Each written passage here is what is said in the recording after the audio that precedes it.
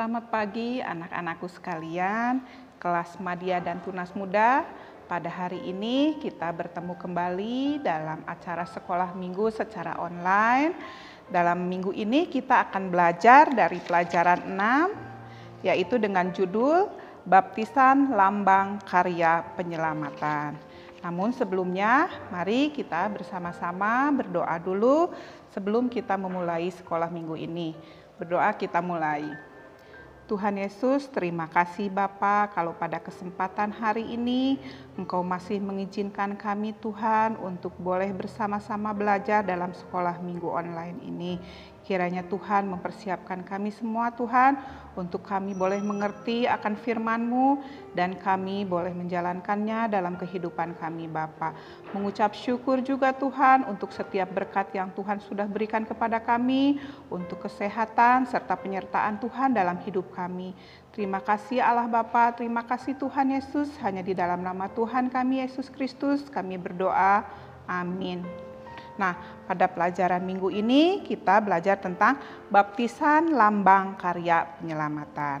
Sebelumnya kita mau tahu dulu atau persamaan kata daripada lambang sendiri. Kita sering mendengar ada kata lambang. Apa itu lambang? Nah, lambang itu sendiri ada beberapa arti, bisa diartikan dengan tanda atau atribut atau ciri, atau ada juga yang lebih kerennya ikon katanya ya, seperti itu. Nah, baptisan lambang karya penyelamatan. Apa hubungannya antara baptisan dan keselamatan? Untuk menjawab pertanyaan ini, mari terlebih dahulu kita perlu memahami ajaran Alkitab tentang keselamatan. Di dalam Alkitab secara jelas menyatakan bahwa keselamatan itu adalah anugerah atau kasih karunia pemberian yang cuma-cuma dari Tuhan. Nah, karena iman kita di dalam Yesus Kristus, maka kita menerima keselamatan. Sedangkan perbuatan baik yang dilakukan oleh seseorang atau baptisan tidak bisa menyelamatkan. Nah, berarti kalau begitu orang kalau misalkan sudah dibaptis itu berarti orang itu sudah selamat. Nah, di sini baptisan itu ada hubungannya dengan lambang tadi, lambang keselamatan. Bagaimana baptisan dapat menyelamatkan orang? Jawabannya adalah melalui kebangkitan Yesus Kristus di sini ya. Tapi sebelumnya mungkin kita mending baca dulu ya di dalam Alkitabnya dari landasan pelajaran pada minggu ini dari 1 Petrus 3 ayat 13 sampai dengan 22. Ibu bantu baca di sini, yang di rumah juga boleh buka Alkitabnya, kita boleh baca bersama-sama. Dengan judul perikop, menderita dengan sabar. Dan siapakah yang akan berbuat jahat terhadap kamu jika kamu rajin berbuat baik? Tetapi sekalipun kamu harus menderita juga karena kebenaran, kamu akan berbahagia. Sebab itu janganlah kamu takuti apa yang mereka takuti dan janganlah gentar. Tetapi kuduskanlah Kristus di dalam hatimu sebagai Tuhan. Dan siap sedialah pada segala waktu untuk memberi pertanggungan jawab kepada tiap-tiap orang yang meminta pertanggungan jawab dari kamu tentang pengharapan yang ada padamu, tetapi haruslah dengan lemah lembut dan hormat. Dan dengan hati nurani yang murni, supaya mereka yang memfitnah kamu karena hidupmu yang saleh dalam Kristus menjadi malu karena fitnahan mereka itu. Sebab lebih baik menderita karena berbuat baik, jika hal itu dikehendaki Allah, daripada menderita karena berbuat jahat. Sebab juga Kristus telah mati sekali untuk segala dosa kita. Ia yang benar untuk orang-orang yang tidak benar, supaya ia membawa kita kepada Allah. Ia yang telah dibunuh dalam keadaannya sebagai manusia, tetapi yang telah dibangkitkan menurut roh. Dan di dalam roh itu juga ia pergi memberitakan Injil kepada roh-roh yang di dalam penjara, yaitu kepada roh-roh mereka yang dahulu pada waktu Nuh tidak taat kepada Allah, ketika Allah tetap mentaati dengan sabar waktu Nuh sedang mempersiapkan bahteranya, di mana hanya sedikit, yaitu 8 orang yang diselamatkan oleh air bah itu. Juga kamu sekarang diselamatkan oleh kiasannya, yaitu baptisan. Maksudnya bukan untuk membersihkan kenajisan jasmani, melainkan untuk memohonkan hati nurani yang baik kepada Allah oleh kebangkitan Yesus Kristus, yang duduk di sebelah kanan Allah setelah ia naik ke surga. Sudah segala malaikat, kuasa, dan kekuatan ditaklukkan kepadanya. Nah, dasar pelajaran tadi ya, kita kembali lagi ke pelajaran 6 ini, baptisan lambang karya penyelamatan. Upacara baptisan itu sendiri tidak langsung menyucikan seseorang yang sesungguhnya menyelamatkan manusia. Dalam baptisan adalah janji atau jawaban manusia kepada Allah dari hati nurani yang bersih. Nah, kita juga bisa lihat ya, biasanya sebelum dilakukan baptisan, pendeta yang akan membaptiskan kita itu, dia selalu bertanya kepada kita yang akan dibaptis, apakah kamu percaya bahwa Tuhan Yesus sebagai Tuhan dan Juru Selamat Anda? Maka orang yang akan dibaptis biasanya akan menjawab, ya, saya percaya. Dan biasanya ada juga pertanyaan, apakah kamu berjanji untuk mengikuti Yesus sebagai Tuhan? Ya, saya percaya. Nah, jawaban yang diberikan oleh orang yang akan dibaptis ini tidak asal-asalan, tetapi harus dengan hati nurani yang benar, yang sungguh-sungguh. Ini kita tidak main-main, karena kita berjanji dengan Tuhan. Tuhan siapa? Tuhan Yesus ya. Baptisan itu merupakan ketaatan dari pertobatan iman dan komitmen kita. Baptisan adalah pengakuan dan janji bahwa kita menjadi milik Kristus. Jadi hidup kita ini adalah milik Kristus. Kalau sudah milik Kristus berarti kita harus taat akan apa yang Tuhan Allah perintahkan kepada kita. Baptisan juga menunjukkan bahwa oleh kebangkitan Kristus kita telah diselamatkan dari kematian dan kebinasaan. Nah, dengan dibaptis kita kembali kepada Allah dan meminta Dia untuk membersihkan hati kita dari dosa. Makna rohaninya, kita ikut dikuburkan dan dihidupkan kembali bersama-sama dengan Yesus yang sudah bangkit dari kematian. Nah, Bu, apakah kalau misalkan kita sudah percaya Tuhan, kan kita sudah dibaptis, kita sudah percaya Tuhan Yesus, otomatis kan kita ke surga.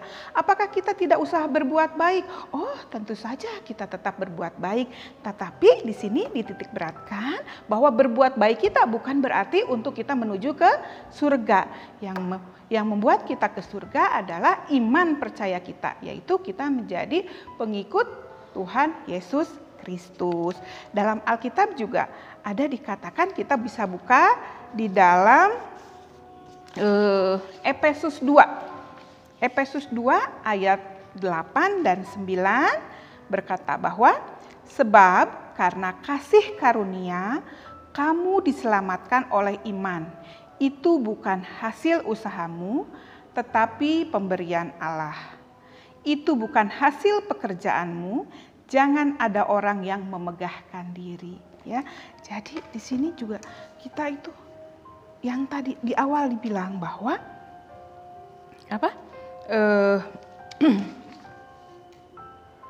keselamatan itu adalah kasih karunia atau pemberian yang cuma-cuma dari Allah. Nah, walaupun cuma-cuma, kita tidak menganggap bahwa itu murahan atau enggak gitu ya.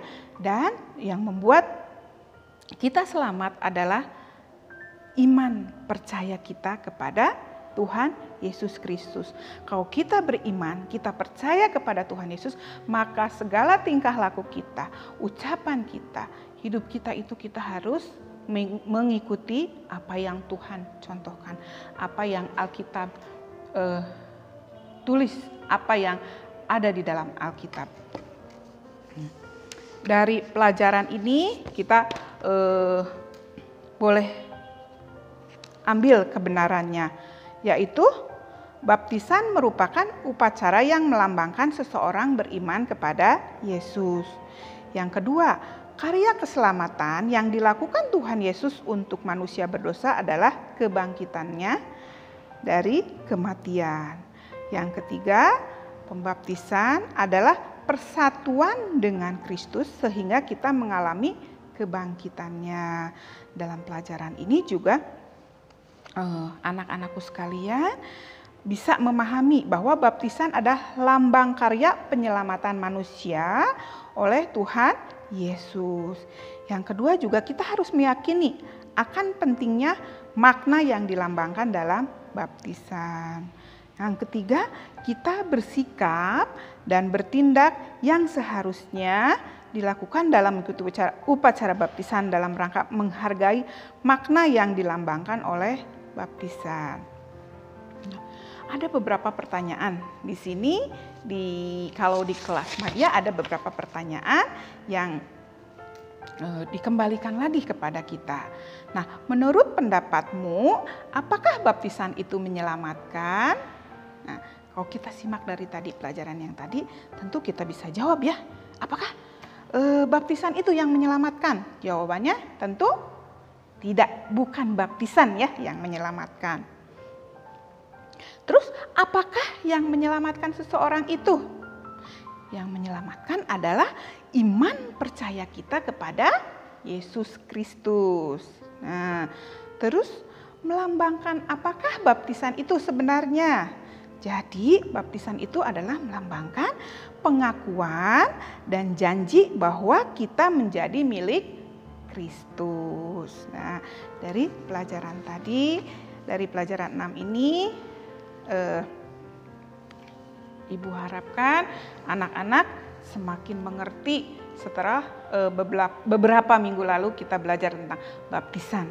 Ya, ada kalau di hari Minggu kemarin tentang baptisan adalah respon iman kepada Kristus. Ya, nah jadi di sini semakin kuat juga.